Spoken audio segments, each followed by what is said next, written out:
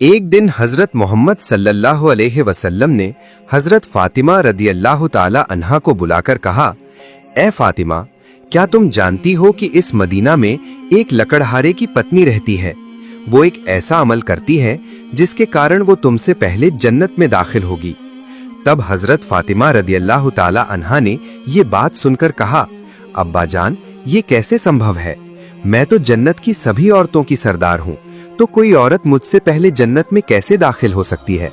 अब्बा जान, कृपया आप मुझे उस लकड़हारे की पत्नी का पता बताएं ताकि मैं जाकर देख सकूं कि वो ऐसा कौन सा अमल करती है जिसके द्वारा वो मुझसे पहले जन्नत में जाएगी। फातिमा के मुंह से ऐसी बात सुनकर हजरत मोहम्मद सल्लल्लाहु अलैहि वसल्लम ने तब फातिमा से कहा, फातिमा, आज तुम घर लौट जाओ। कुछ दिनों बाद मैं तुम्हें बुलाऊंगा और उस लकड़हारे की पत्नी का पता बता दूंगा। ये बात सुनकर हजरत फातिमा रदियल्लाहु ताला अन्हा घर लौट आईं। इस तरह कई दिन बीत गए। इसी बीच एक दिन हजरत फातिमा रदियल्लाहु ताला अन्हा बीमार पड़ गईं। एक तरफ वो बीमार थीं और दूसरी तरफ लगातार 3 दिनों से उनके घर में कोई खाना नहीं था। खाना न मिलने और बीमारी के कारण हजरत फातिमा रदियल्लाहु ताला अन्हा बहुत कमजोर हो गई थीं। शेर खुदा हजरत अली रदियल्लाहु ताला अन्हु के पास उस समय कोई पैसा नहीं था जिससे वो खाना खरीद सके।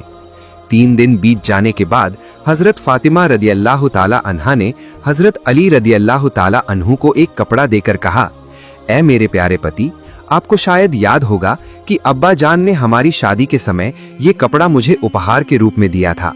ये एक बहुत ही बरकत वाला कपड़ा है, इसलिए मेरा मन नहीं चाहता कि मैं इसे बेच दूं, लेकिन चूंकि हमारे घर में 3 दिनों से कोई खाना नहीं है, इसलिए मैं आपको ये बरकत वाला कपड़ा दे रही हूँ।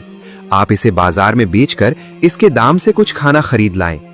फलस्वरूप हजरत अली रदियल्लाहु ताला अन्हु कपड़ा लेकर बेचने के लिए बाजार की ओर चल दिए।